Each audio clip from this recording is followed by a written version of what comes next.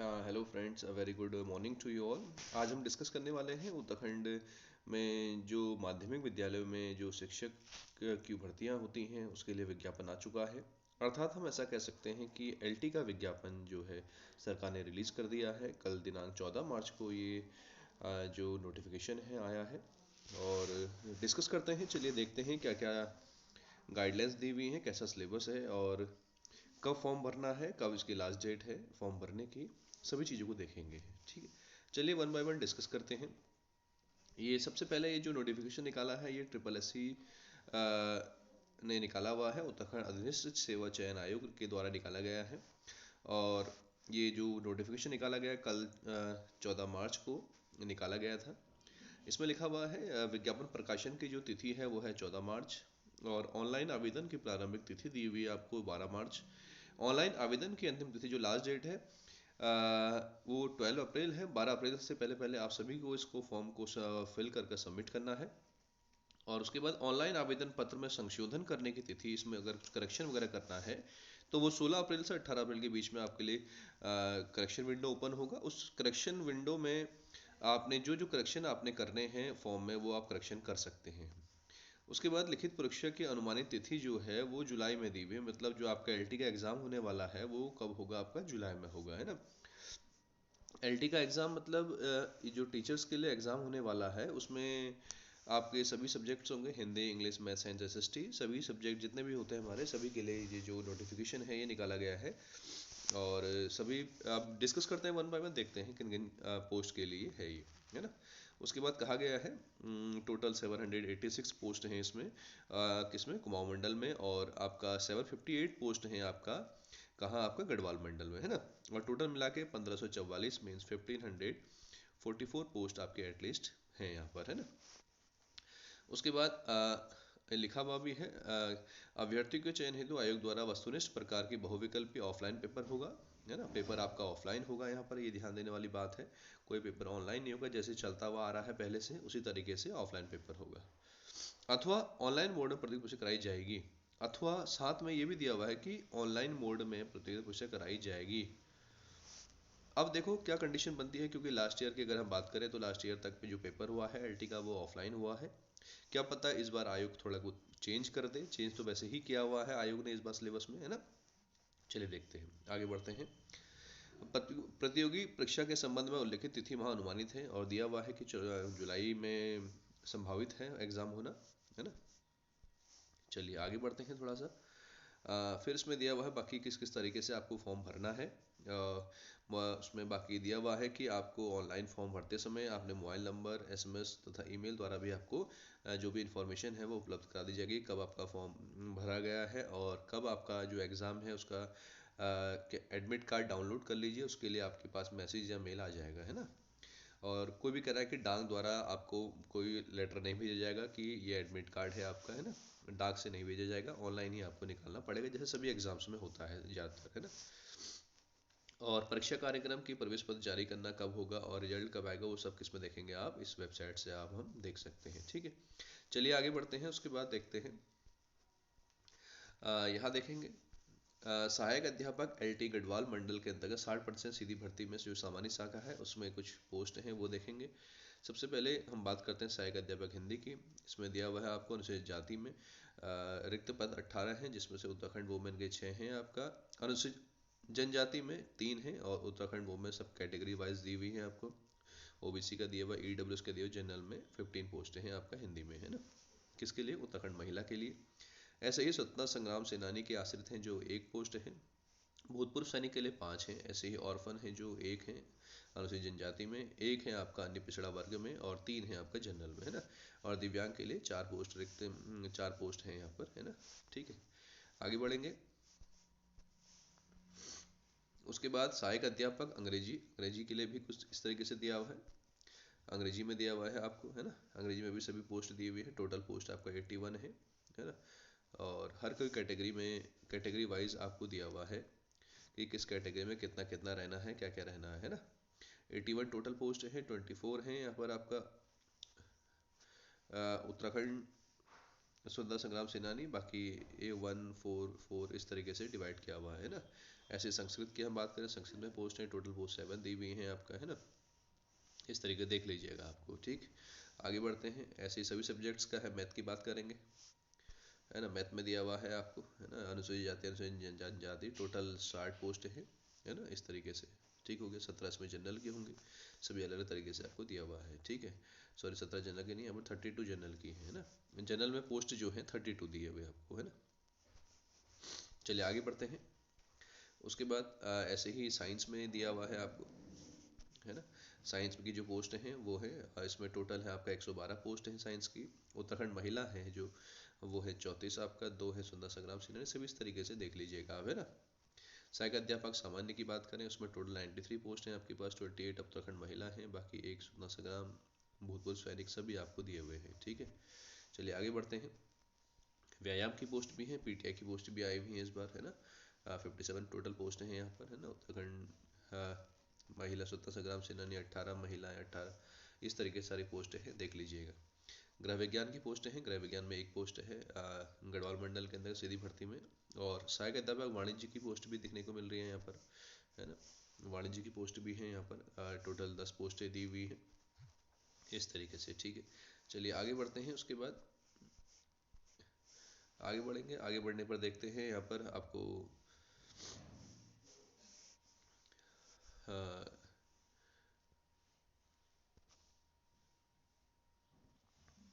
हाँ आगे बढ़ते हैं। यहाँ पर आपको दिया हुआ है सहायक अध्यापक एलटी गढ़वाल मंडल के अंतर्गत 60% सीधी भर्ती महिला शाखा, महिला शाखा में भी दिया हुआ है आपको, देखेंगे महिला शाखा में, महिला शाखा में आरक्षण की स्थिति क्या है, इस तरीके से दिया हुआ है, देखिएगा आप, है ना। सहायक अध्यापक हिंदी का दिया हुआ है, सहायक अध्यापक अंग्रेजी का दिया हुआ है, बाकी इसमें 9 पोस्ट है टोटल, है ना। चलिए आगे बढ़ते हैं। इसमें भी इंग्लिश में आपके 9 पोस्टें हैं टोटल, इंग्लिश में यहाँ पर 9 पोस्टें हैं आपका, एक पोस्ट यहाँ पर सहायक अध्यापक संस्कृत महिला में है ना, महिलाओं के लिए जो आरक्षित सीट होती है उनमें है, ठीक है। उसके बाद ऐसे ही गणित में दी हुई है 5 पोस्टें आपका, है ना। मैथ में आपके 5 पोस्टें हैं महिलाओं के लिए, सहायक अध्ययन विज्ञान जो है 8 पोस्टें हैं महिलाओं के लिए, जो रिजर्व सीट होती है महिलाओं के उसमें, है ना। सामान्य में 13 है, और व्यायाम में आपका 3 पोस्टें हैं। ऐसे ही बात करें हम गृह विज्ञान की, गृह विज्ञान में भी आपका 2 पोस्टें दी हुई है ना, इस तरीके से। चलिए आगे बढ़ते हैं।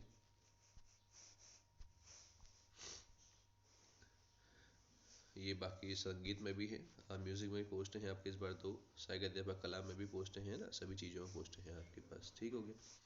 उसके बाद देखें सहायक अध्यापक एलटी गढ़वाल मंडल के अंदर 10% सीधी भर्ती सामान्य शाखा में, वहाँ कुछ पोस्ट देखने को मिलेंगी आपको, है ना, इस तरीके से। यहाँ देखने को मिलेंगी कुछ पोस्टें हिंदी में, है ना, 15 टोटल हैं इस तरीके से, अंग्रेजी में 13 टोटल हैं, ठीक है। देख लीजिएगा आप लोग, पूरी पीडीएफ है ये, पॉज कर करके देख लीजिएगा, है ना। और बाकी ये यहाँ भी दिया, संस्कृत दिया हुआ है, गणित दिया हुआ है, ठीक है, एक पोस्ट यहाँ है ना। और ऐसे ही गणित में है 10 पोस्ट आपका, और ऐसे ही विज्ञान में 19 पोस्टें हैं, है ना। और आगे बढ़ेंगे, ऐसे ही सामान्य में दिया हुआ है आपको, ऐसे ही आपका व्यायाम में दिया हुआ है 9 पोस्टें हैं, यहाँ आपका 16 पोस्टें हैं, ठीक है।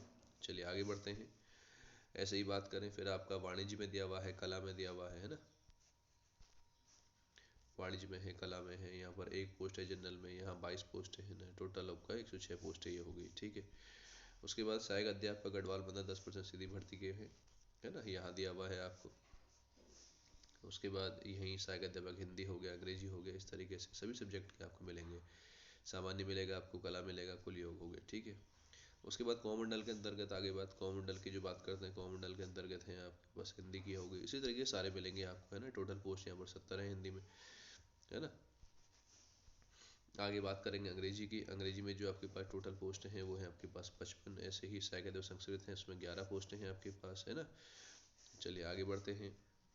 सहायक अध्यापक गणित 77 पोस्टें हैं कुमाऊं मंडल में, और बहुत अच्छी पोस्टें हैं, ठीक है, कोई परेशानी नहीं है, ईजिली हम कर सकते हैं इन चीज़ों को, है ना, ईजिली हम इन चीज़ों को भी देख सकते हैं।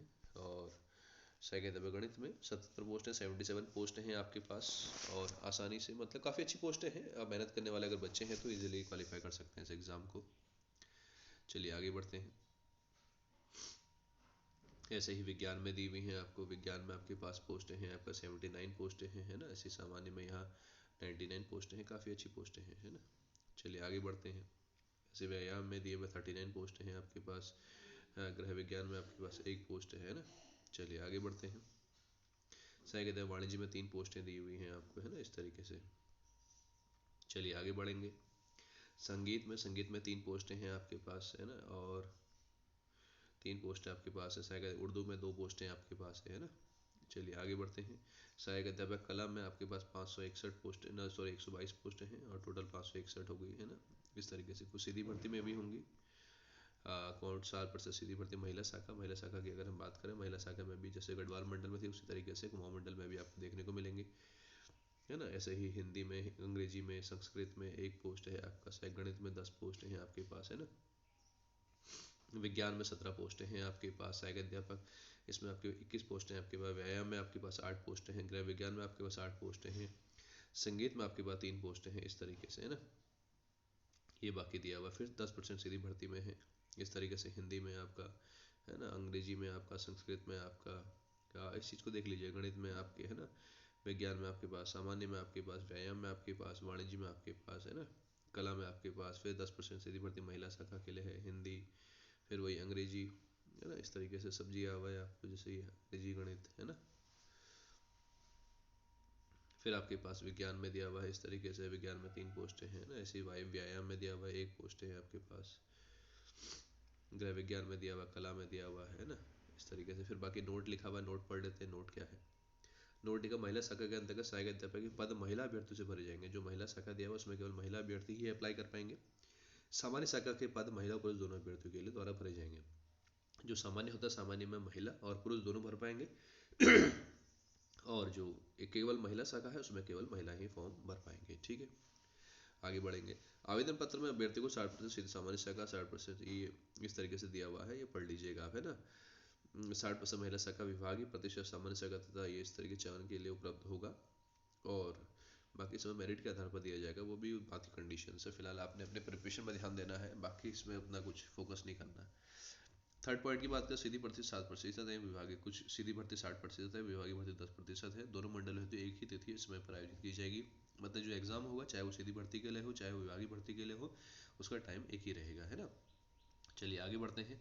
प्रशिक्षण कार्यक्रम स्वयं स्वयं पर राष्ट्रपति अध्यापक परिषद द्वारा मानकों के अनुसार मान्य होंगे, ठीक है। आगे बढ़ते हैं। अब इसके लिए क्वालिफिकेशन क्या क्या है, देखो लिखा है। संबंधित पद हेतु उपरोक्त तालिका में उल्लिखित शैक्षिक अर्हता न होने पर यदि किसी अभ्यर्थी द्वारा विषय विशेष में राष्ट्रीय अध्यापक पद से किसी माध्यमिक संस्थान से 4 वर्षीय BA.Ed BSc.Ed की उपाधि प्राप्त की तो वो अभ्यर्थी भी संबंधित विषय विशेष हेतु निर्धारित शैक्षिक अर्हता रखेगा, ठीक है। मतलब BA.Ed और BSc.Ed वाले भी इसमें अप्लाई कर सकते हैं।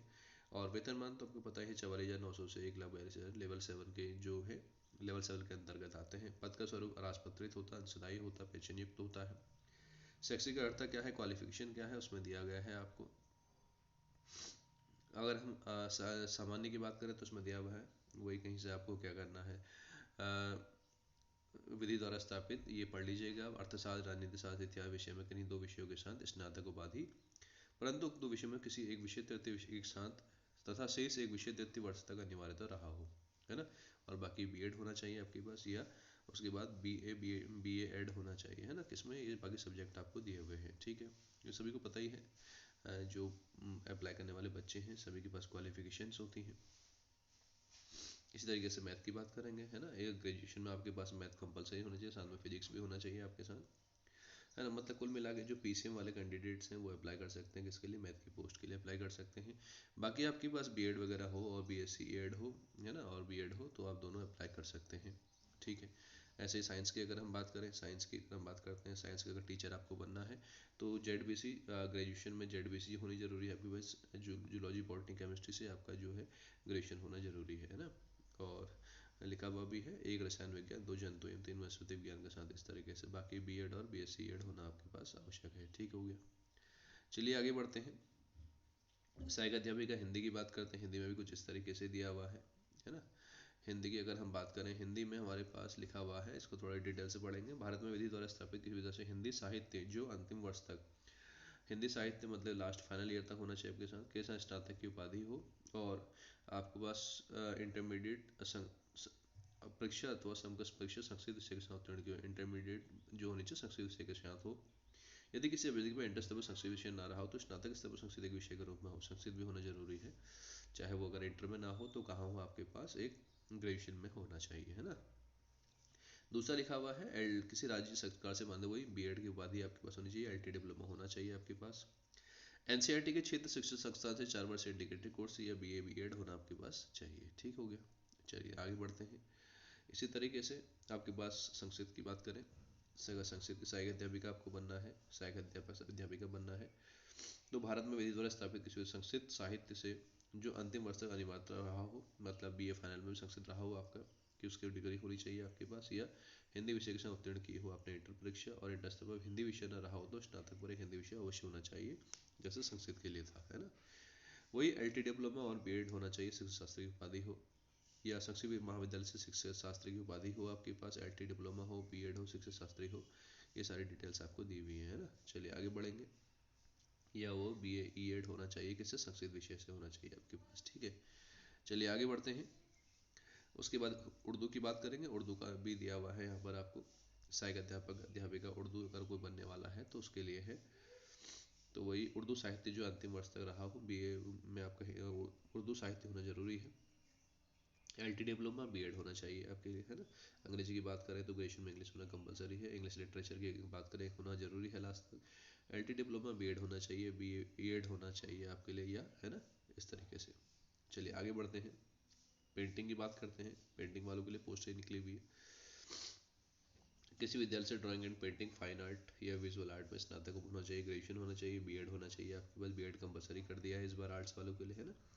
आर्ट्स वालों के लिए इस बार बीएड कंपलसरी कर दिया गया है, ध्यान देंगे, है ना।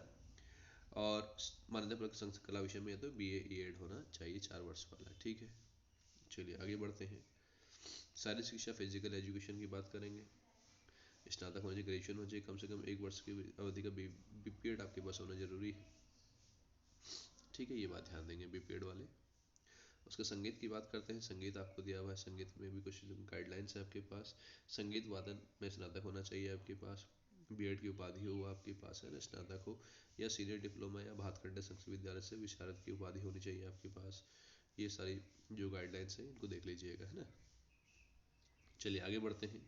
सहायक अध्यापक गृह विज्ञान आपको दिया हुआ है ना। गृह विज्ञान की कुछ गाइडलाइंस है, ये पढ़ लीजिएगा आप, है ना। इसी तरीके से सभी के पास वाणिज्य की गाइडलाइंस है आपके पास, वो कॉमर्स वगैरह होनी चाहिए ग्रेजुएशन में आपके पास, है ना। ये इस तरीके से बाकी बीएड और बीएड तो होना ही चाहिए, है ना।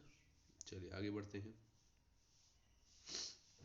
और कुछ नोट भी दिया हुआ है कि अगर आप एलटी के लिए अप्लाई कर रहे हैं तो कम से कम आपके पास यूटेट और सीटेट तो हो ही, है ना। यूटेट सीटेट सेकंड होना आपके लिए आवश्यक है ना। तभी आप अप्लाई कर सकते हैं, अदरवाइज आप एलिजिबल नहीं है। ठीक है, इस बात को ध्यान देंगे सभी। ठीक है, चलिए आगे बढ़ते हैं। बाकी जो रिलैक्सेशन है वो आपको दिया हुआ है, देखेंगे, है ना। इसको पढ़ लीजिएगा आप, है ना, इस तरीके से। और बाकी विभागीय भर्ती के बारे में कुछ गाइडलाइंस है, विभागीय भर्ती वाले जो है वो आप इनको पढ़ लीजिएगा। ठीक हो गया। विभागीय भर्ती के लिए प्रारंभिक शिक्षा सेवा के अंदर कार्य ऐसे प्रधानाध्यापक, ऐसे प्राथमिक विद्यालय, ये सभी गाइडलाइंस है आपके पास, है ना। स्नातक उपाधि, ये सारी चीज़ें हैं, पढ़ लीजिएगा, है ना। चलिए आगे बढ़ते हैं। लिखित परीक्षा कैसे होगी, इस बार थोड़ा सा पैटर्न चेंज है बेटे। रिटर्न एग्जाम का जो पैटर्न है वो थोड़ा चेंज रहेगा, क्योंकि लास्ट ईयर तक क्या होता था कि जो 100 मार्क्स का पेपर होता था उसमें आपका 30 मार्क्स की आपकी पेडागोजी आती थी, है ना। 30 मार्क्स की पेडागोजी आती थी, बाकी 70 मार्क्स का जो था आपका वो सब्जेक्ट आता था, है ना। इस तरीके से कुछ था, लेकिन इस बार थोड़ा सा इन्होंने क्या कर दिया है, चेंज कर दिया है। इस बार क्या करा गया है, ये 2 पार्ट में बांटा गया है। पहले पार्ट में आपको पास शैक्षिक अभिवृत्ति, है ना, वही मीन्स पेडागोजी वगैरह, और दूसरा आपको रीजनिंग और जीएस आपको दे दी गई है ना। इस बार थोड़ा आपको रीजनिंग और जीएस पे भी आपको मेहनत करनी पड़ेगी। उसके बाद पार्ट 2 की बात करें। पार्ट 2 में आपके पास क्या है, पूरा आपका सब्जेक्ट है 50 नंबर का, 50 नंबर का सब्जेक्ट है। अब ये इन्होंने क्लियर नहीं किया गया है कि जो सब्जेक्ट है उसमें कितना पोर्शन जो है आपका 12th का, या कितना पोर्शन आपका ग्रेजुएशन का आएगा। फिलहाल के लिए 2 पार्ट में है आपको, मतलब रीजनिंग, पेडागोजी और जीएस में थोड़ा आपको कमांड अच्छी करनी पड़ेगी इस बार, और बाकी अपना सब्जेक्ट आपको तैयार करना है ना। बाकी सिलेबस की बात करते हैं, आगे देखेंगे नीचे। बाकी तो निर्देश दिए हुए हैं कैसे कैसे होता है, सभी को पता ही है आपको कैसे OMR शीट भरनी है, ये करना, 3 प्रतियां होती हैं, ये तो आसान काम है ना। और एज की अगर हम बात करें, एज जो है आपके पास मतलब वो 21 से 42 वर्ष के बीच होनी आपकी चाहिए, जरूरी है ना, और उससे अधिक नहीं होनी चाहिए, ये भी ध्यान देंगे। और बाकी रिलैक्सेशन होता ही है, जनजातीय पिछड़ा वर्ग संसद देश के 10 वर्ष की छूट अनुमन्य है, ये भी लिखा हुआ है सारा, है ना। ये जो कैटेगरी में आते हैं तो उनके लिए है ना, वो भी ध्यान देंगे सभी लोग। आवेदन हेतु पात्रता क्या होनी चाहिए, आपका एम्प्लॉयमेंट ऑफिस में नाम होना चाहिए और पंजीकरण होना चाहिए। आवेदन पत्र प्राप्ति की अंतिम तिथि, जब भी मतलब इस फॉर्म भरने की लास्ट डेट है तब तक अपना रजिस्ट्रेशन करवा लें एम्प्लॉयमेंट ऑफिस में, इस बात पर ध्यान देंगे। स्थायी निवास प्रमाण पत्र होना जरूरी है, ये तो सभी को पता है, सभी के पास होंगे भी, है ना। चलिए आगे बढ़ते हैं। अनापत्ति प्रमाण पत्र, राष्ट्रीयता है, ये सभी चीज़ पढ़ लीजिएगा आप, है ना। वैवाहिक परिस्थिति, शारीरिक स्वास्थ्य, क्या क्या चीज़ें हैं, है ना। जो काम की अगर हम बात करें तो काम की बात आपके पास ये हो सकती है कि हाँ ये है कि आपका जो शुल्क है वो कितना होना चाहिए। जनरल के लिए जो शुल्क है वो 300 रुपये होना चाहिए, जनरल और OBC के लिए। SC ST और EWS वालों के लिए 150 रुपये का शुल्क है। दिव्यांग के लिए 150 रुपये का शुल्क है, और अनाथ के लिए भी 0 रुपये का शुल्क है। अनाथ को कोई भी पेमेंट नहीं करनी है फॉर्म भरते समय, ठीक है, इस बात का ध्यान देंगे। 300 अन्य पिछड़ा वर्ग और जनरल के 300 है, EWS SC ST के लिए 150 है, और दिव्यांग के लिए भी 150 है, लेकिन ऑर्फन के लिए शुल्क 0 रुपये है, ठीक है। चलिए आगे बढ़ते हैं। बाकी निर्देश दिए गए कैसे कैसे फॉर्म भरना है, इसको आप पढ़ लीजिएगा, सभी को फॉर्म भरना आता ही है आजकल, जो नए कैंडिडेट्स हैं वो इस बस को एक बार पढ़ के फॉर्म भरिएगा, ठीक है। चलिए आगे बढ़ते हैं। बाकी ये फॉर्म वगैरह दिए हुए हैं इस तरीके से, जो भी आपका रिलैक्सेशन के फॉर्म है ना, अन्य पिछड़ा वर्ग या SC ST वालों के लिए, जो EWS के लिए जो फॉर्म है वो इस तरीके से दिए हुए हैं, ठीक है। अनामति प्रमाण पत्र, सभी चीज़ के फॉर्म है, इसको देख लीजिएगा, ठीक हो गया। अगर आप सिलेबस की बात करें तो सिलेबस इस तरीके से दिया हुआ है इस बार। Syllabus for the post assistant is LT grade, जो पहला पार्ट है वो सभी के लिए कॉमन है, ये इस तरीके से है। इसमें यही दिया हुआ, पढ़ लीजिएगा। Education philosophy, relation between naturalism, pragmatism, है ना, और विंडो से ट्रेनिंग, जितनी भी सारी चीज़ें हैं पेडागोजी के अंदर आती हैं, सभी चीज़ें आपको दी हुई है। और ये तो अच्छा, ये भी है, एजुकेशन फिलोसफी हो गई आपके पास, और ये यूनिट 2 में पूरा आपका पेडागोजी है, इसको ध्यान में दीजिएगा, है ना, पेडागोजी देख लीजिएगा। चलिए आगे बढ़ते हैं। आगे इस तरीके से दिया हुआ है आपको, कुछ ICT के भी टॉपिक्स इन्होंने इस बार डाल दिए हैं, इसको भी ध्यान में देना है ना, मतलब जो कंप्यूटर से रिलेटेड कुछ टॉपिक्स हैं वो भी ध्यान देंगे। फिर ये चाइल्ड एजुकेशन से ही आ गया है ना, इस तरीके से ध्यान देंगे। और उसके बाद फिर अगर हम यूनिट 5 की बात करें तो मतलब काफ़ी थोड़ा ब्रॉड सिलेबस बना दिया है इस बार, है ना, काफ़ी एक्सप्लेन करके दिया हुआ है, ये पढ़ लीजिएगा आप लोग, है ना, ये है। चलिए आगे बढ़ते हैं। बाकी सारी चीज़ें हैं सिलेबस में, और उसके बाद अगर हम ये है, बाकी उसके बाद रीजनिंग की अगर हम बात करें, रीजनिंग में ये है non verbal activity series, counting of figures, classification, completion of figures, short figures, इस तरह वर्बल एबिलिटी टेस्ट दिए हुए हैं सारे इस तरीके से, है ना, इसको ध्यान देंगे। आगे बढ़ेंगे। GS जनरल नॉलेज में क्या है, जनरल नॉलेज मतलब इस बार उत्तराखंड के बारे में आपसे पूछेगा, भाई उत्तराखंड में पढ़ लीजिएगा सभी लोग आप, है ना, मीडिएवल एंड मॉडर्न उत्तराखंड पढ़नी है आपको, है ना। Indian states prominent books authors के बारे में पढ़ना है आपको, है ना। नेशनल सिंबल क्या होता है, रिलीजियस प्लेस क्या होती है, सारी चीज़ों के बारे में पढ़ना है, ठीक है। इस बार थोड़ा ध्यान देंगे, उत्तराखंड भी आपको पढ़नी पड़ेगी भाई, है। चलिए आगे बढ़ते हैं। हिंदी का सिलेबस, ठीक है, डिस्कस करते बहुत टाइम लग जाएगा अगर हम ऐसे डिस्कस करते रहे, तो एक बार आप लोग देख लीजिएगा सभी अपने सब्जेक्ट के जो जो सिलेबस हैं वो देख लीजिएगा, है ना, स्क्रॉल कर करके, ठीक है। ये देखिए हिंदी का है, हिंदी का सिलेबस दिया हुआ है इस तरीके से, भाषा हिंदी वर्णमाला दिया हुआ है, ये सब चीज़ें पढ़ लीजिएगा आप, है ना। इसी तरीके से ये हिंदी हो गया आपका, है ना। और ये इसका इंग्लिश का सिलेबस आ गया आपके पास, है ना, ये इंग्लिश का है। Part of speech, tense, preposition क्या क्या होती हैं, एंटोनिम्स, सिनोनिम्स, फिगर स्पीच, ठीक है, ये सभी चीज़ें देख लीजिए। Literacy, form, movements, drama, poetry, है ना, अमेरिकन पोइट्री, बाकी सभी जानकार होंगे इंग्लिश वाले, है ना। ऐसे संस्कृत का सिलेबस है आपके पास, ठीक हो गया। ये मैथमेटिक्स का सिलेबस आ गया आपके पास, है ना। सेट थ्योरी आ गया आपके पास, सेट थ्योरी आ गई, मैट्रिक, डेटा मैट्रिक, ट्रिग्नोमेट्री, है ना। और आपके पास वेक्टर एनालिसिस आ गया, डिफरेंशियल कैलकुलस आ गया, इंटीग्रल कैलकुलस आ गया, मतलब वही बेटे ग्रेजुएशन तक आपने सारा पूरा पढ़ना है अगर आपको LT का टीचर बनना है एक, है ना। बाकी इसमें फिजिक्स भी आएगी मैथ वालों के लिए, है ना, मैथ वाले थोड़ा फिजिक्स में भी ध्यान देंगे अपना, फिजिक्स कमांड्स पे अच्छी करेंगे। फिजिक्स का सिलेबस भी मैंने देखा इसमें शायद आपका ग्रेजुएशन पोस्ट ग्रेजुएशन तक का दिया हुआ है, तो उसको भी थोड़ा ध्यान देना है ना, इस तरीके से देखेंगे। ये सिलेबस आपके पास है ना, पॉज कर करके देख लीजिएगा आप लोग, है ना। ये आपके पास सिलेबस है ना। इसी तरीके से बाकी और भी हैं ऐसे ही, जो आपका साइंस वाले टीचर्स हैं, साइंस वाले टीचर्स के लिए भी आपका जो सिलेबस है वो दिया हुआ है। उसमें अगर हम बात करें साइंस के टीचर्स की, ये तो फिजिक्स ही चल रहा है अभी, काफ़ी ब्रॉड सिलेबस है, इसको थोड़ा ध्यान देंगे, है ना। अगर साइंस का टीचर बनना है तो उनके लिए पूरी केमिस्ट्री है, केमिस्ट्री तो पूरी पढ़नी है आपको, पहले ध्यान देंगे, है ना। ये केमिस्ट्री है, पूरा केमिस्ट्री पढ़ लीजिए, एस ब्लॉक, पी ब्लॉक क्या क्या है, रिडॉक्सेशन, कोऑर्डिनेशन, कंपाउंड्स, एसिड बेस, सारा 12th का सिलेबस, और पूरा आपका क्या कहते हैं बीएससी, और कुछ कुछ टॉपिक्स आपको वहाँ क्या कहते हैं पीजी के भी देखने को मिल सकते हैं ना। ये सारी चीज़ें हैं, इसको देख लीजिएगा आप लोग, है ना। आगे बढ़ते हैं। ये तो फिजिक्स का केमिस्ट्री का सिलेबस चल रहा है आपके पास, है ना। ये साइंस का बॉटनी भी है साइंस वालों के लिए, है ना, थोड़ा बॉटनी में भी ध्यान देंगे। हाँ, जूलॉजी भी दी हुई है ना, थोड़ा ध्यान देना है। ये बाकी ज्योग्राफी वालों के लिए है, सामान्य जो होता है ज्योग्राफी, सामान्य के जो टीचर बनते हैं जनरल के, उनके लिए है। ज्योग्राफी दिया हुआ है, हिस्ट्री होगा बाकी आपके पास, है ना। ये इको वगैरह दिया हुआ है, सब चीज़ें हैं, है ना। इतिहास भी दिया हुआ है, मतलब बेटे सारा पढ़ के जाना है ना, कहीं से भी पूछ सकता है एग्जाम में। ये एजुकेशन वाले पीएचई वालों के लिए है, क्या क्या पढ़ना है ना। इस तरीके से इसको भी ध्यान देंगे। ठीक हो गया, ये है। और इस तरीके से बाकी गृह विज्ञान वालों के लिए है ना।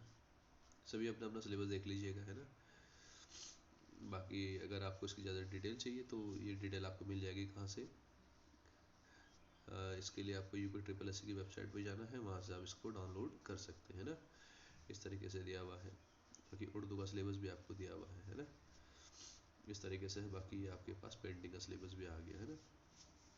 तो ये सारा सिलेबस है। यदि आपको इसकी पीडीएफ अगर चाहिए तो पीडीएफ के लिए क्या करिएगा आप लोग, UK SSC जो है UK SSC.NIC.in, है ना, GOV.in करके वो वेबसाइट पर जाएगा, वहाँ से इसको क्या कर लीजिएगा, डाउनलोड कर लीजिएगा। ठीक है, चलिए, क्या वीडियो कैसी लगी बताइएगा ज़रूर, है ना।